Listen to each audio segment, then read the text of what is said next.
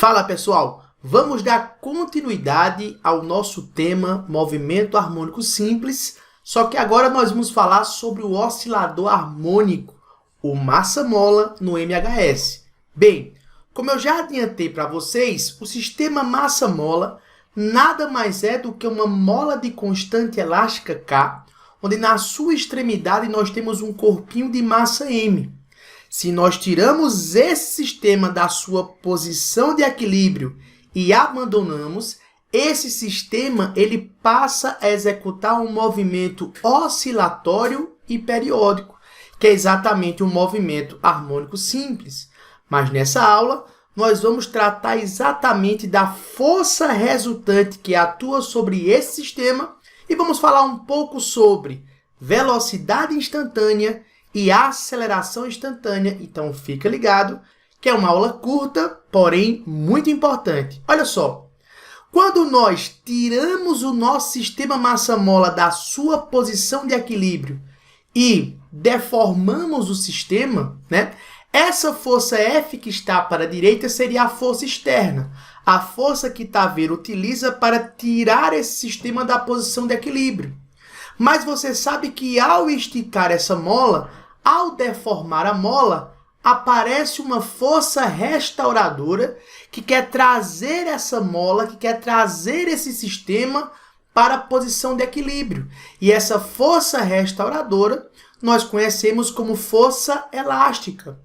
Nesse caso aqui, como nós vamos ter apenas movimento na direção horizontal, a força-peso e a força normal que estariam na vertical, elas se equilibram.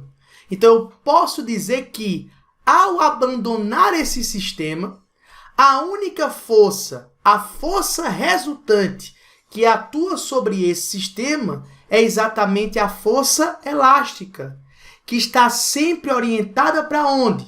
Para a posição de equilíbrio, porque a força elástica ela quer trazer o sistema de volta para a posição de equilíbrio. Então, nesse caso, quando a mola está deformada para a direita, a força elástica aponta para onde? Para a esquerda. Quando o sistema estiver deformado para a esquerda, a força elástica aponta para onde? Para a direita. Então, nesse caso aqui, do sistema massa-mola, eu posso afirmar que a força resultante que atua sobre o meu sistema massa-mola é a força elástica. A força resultante que atua sobre o sistema massa-mola é a força elástica.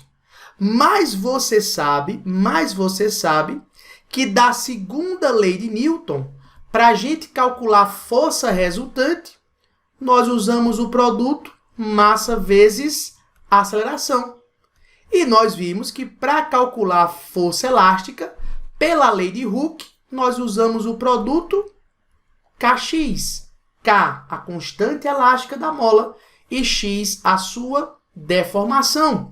Sendo assim, fera, eu posso escrever que o produto M vezes A é igual ao produto Kx para o sistema massa-mola.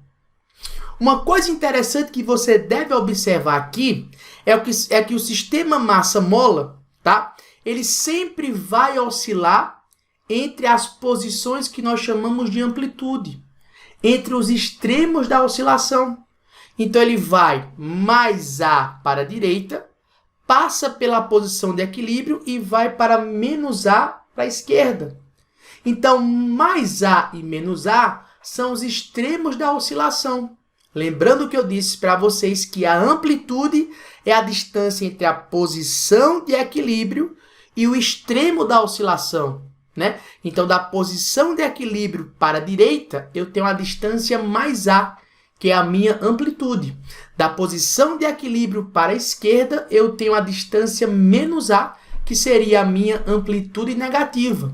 Nos extremos da oscilação, fera, acontece a inversão do movimento.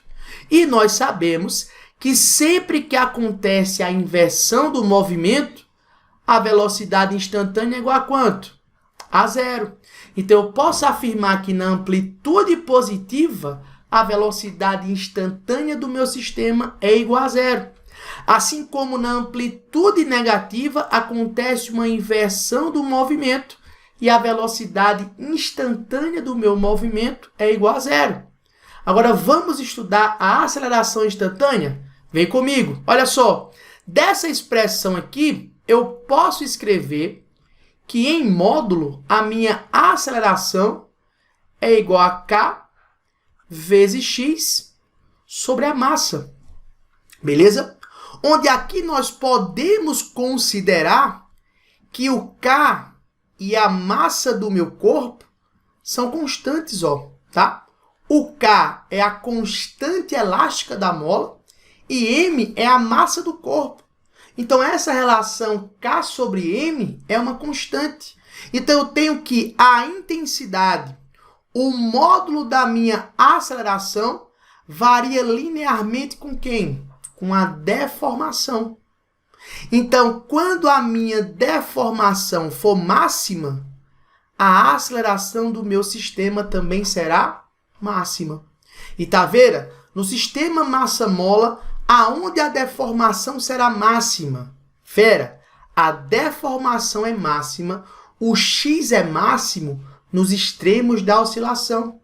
Então, a deformação é máxima nas amplitudes. Ou seja, na posição x igual a mais a, enquanto eu tenho a velocidade instantânea como sendo zero, porque acontece a inversão do movimento, nessa posição eu tenho que a aceleração do meu sistema ela é máxima.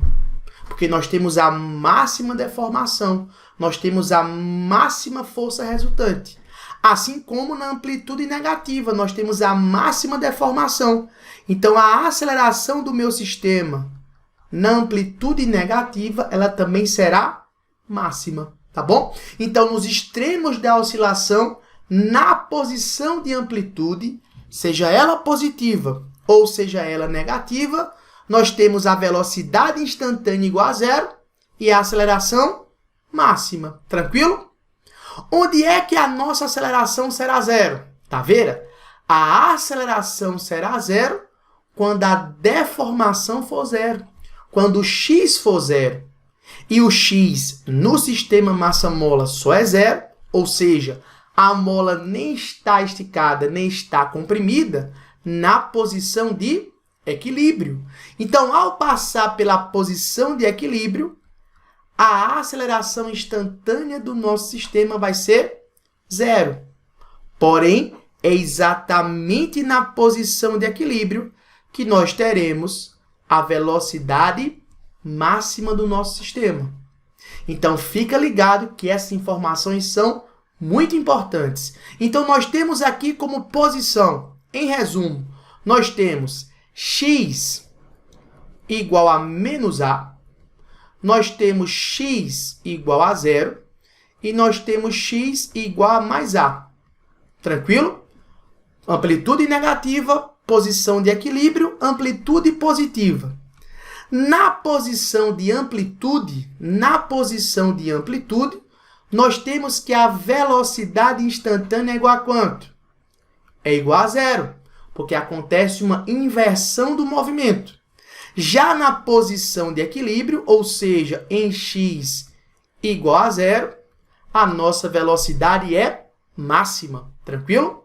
Já para a nossa aceleração, nós temos que nas amplitudes, ou seja, nos pontos de inversão, a aceleração instantânea ela vai ser o quê? Máxima. Então, em x igual a e x igual a menos a, nós temos a aceleração máxima. Porém, na posição de equilíbrio, a nossa aceleração será igual a zero. Então, esse seria aqui o resumo da nossa aula de hoje. A dependência da velocidade instantânea e da aceleração instantânea com a posição do nosso massa-mola. Eu te vejo nos nossos exercícios de aprendizagem. Vamos juntos! Valeu!